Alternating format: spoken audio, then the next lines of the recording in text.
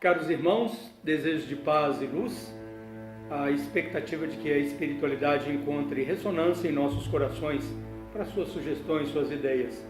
Convidando os irmãos, mais uma vez, a conversarmos sobre o livro Nosso Lar. Hoje o nosso tema é o capítulo 41, que traz por título Convocados à Luta.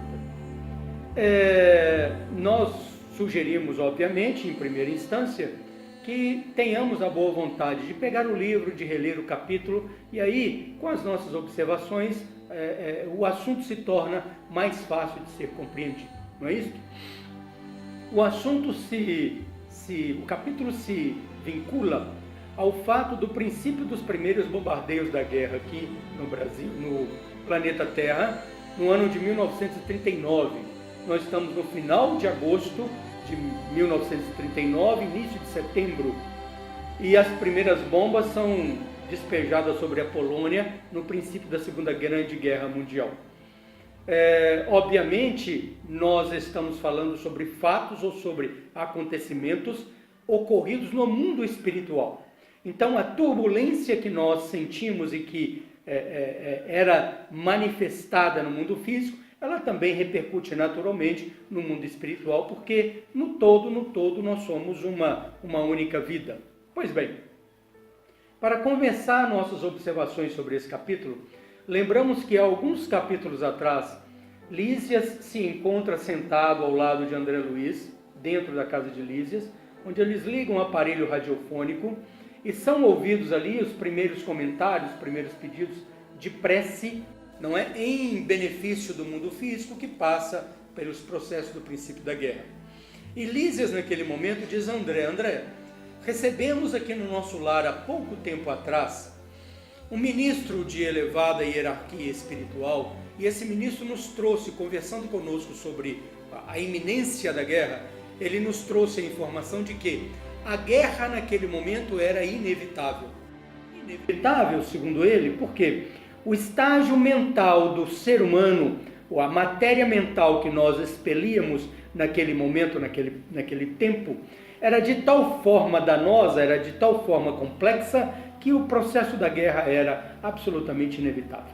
Pois bem, André, no capítulo 41, que tem por título Convocados à Guerra, se encontra dentro das câmaras de regeneração, de retificação, em trabalho junto com Salúcio, junto com a irmã Zenóbia, junto com Tobias, e eles ouvem um clarim, o som de um clarim, e aquele som é como se fosse um choro, um lamento dos espíritos superiores. Em setembro de 39, espíritos de elevada expressão hierárquica desceram dos céus. Os clarins foram ouvidos ao longe. A cidade iria passar por momentos importantes.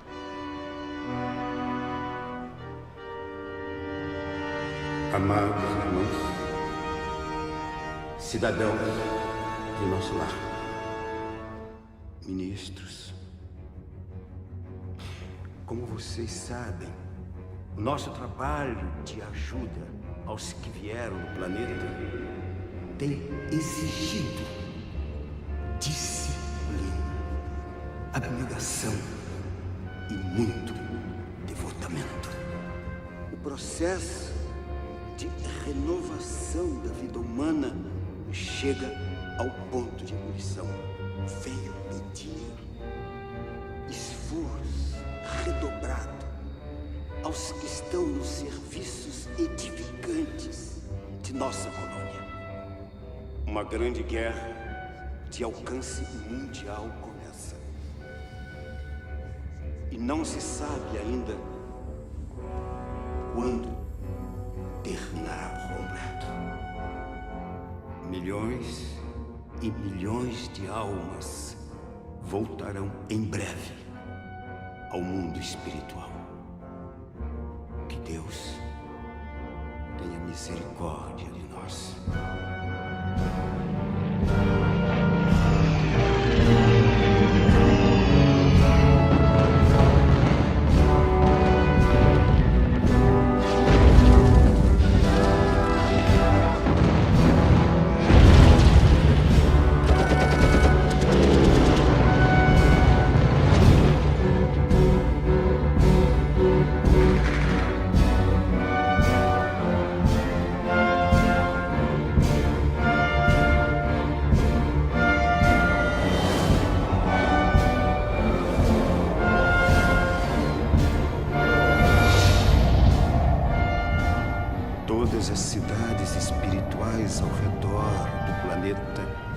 se unem em rogativos e trabalhos de paz.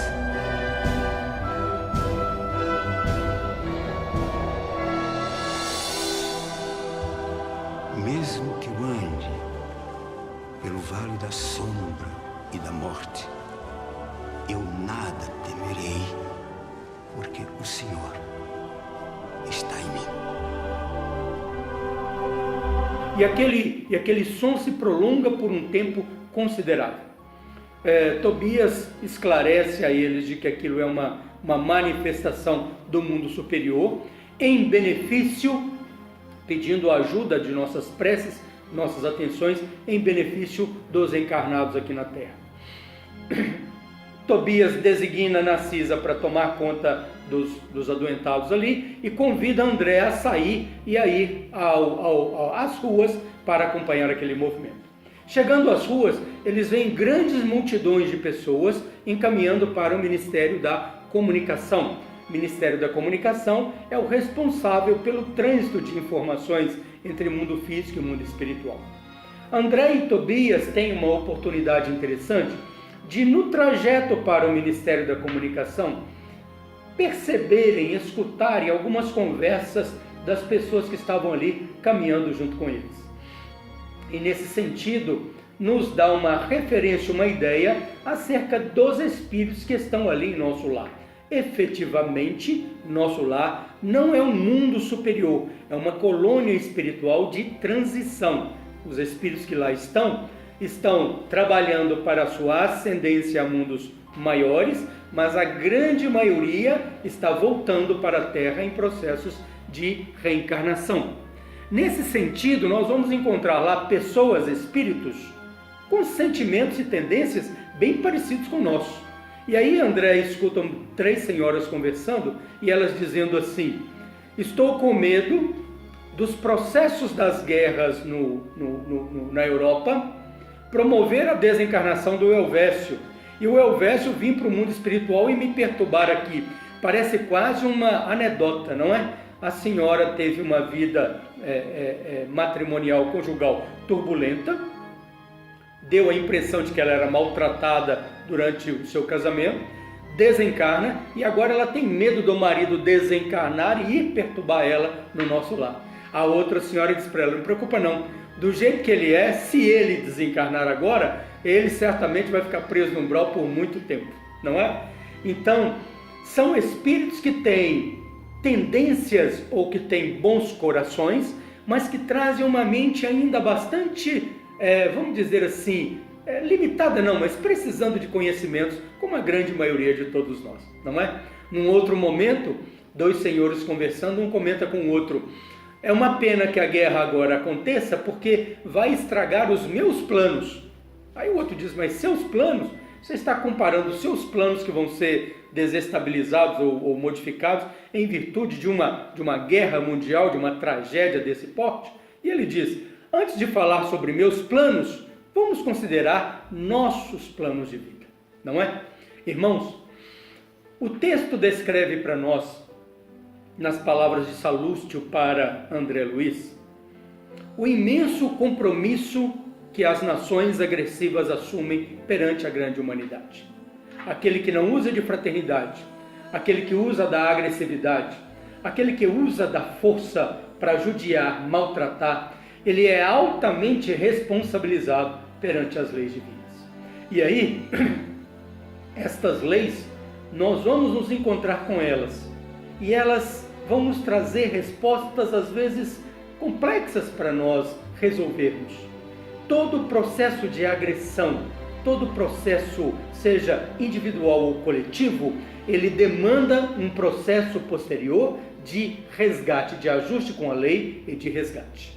Salúcio diz para André Luiz que a nação agressiva é uma comunidade em grande choque mental e que assume perante a vida compromissos inquestionáveis perante a lei. E aí, meus irmãos, para nós apenas refletirmos, nós vamos trazer 2 apontamentos aqui. O primeiro apontamento: a agressividade a nível internacional entre as nações, ela é um resultado natural da agressividade pessoal que existe entre as pessoas, muitas vezes no mesmo país, de uma mesma etnia. A violência, ela não está na etnia ou ela não está na raça social. A violência é um sentimento que o ser humano, que alguns de nós ainda carregamos conosco. E este sentimento de violência é que vai nos trazer grandes complicações. O segundo apontamento que nós gostaríamos de trazer para encerrar nossas observações. Um pensador disse assim para nós: a vida é inestancável em toda parte, plano físico e plano espiritual. E a lei é a manifestação de Deus em benefício de nós mesmos. E a lei vai nos encontrar sempre, em qualquer lugar, em qualquer espaço de tempo que nós estejamos, como forma de educação e de proteção a todos nós. Da lei, nenhum de nós vai escapar. Vai sempre nos trazer o resultado do bem ou do mal que nós tenhamos praticado no tempo passado. Que Jesus nos abençoe, sigamos em paz com as bênçãos de nosso Senhor.